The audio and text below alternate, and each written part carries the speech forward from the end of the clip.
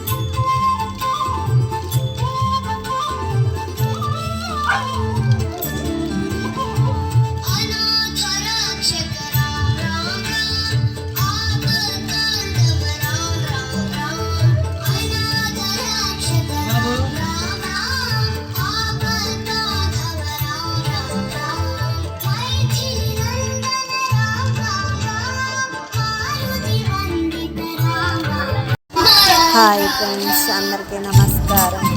Today is కోలాటం మా గుడికాడ వేశారు. చాలా చాలా బాగుంది. చివరి వరకు చూడండి. లైక్ చేయండి, షేర్ చేయండి, సబ్స్క్రైబ్ చేసుకోండి ప్లీజ్.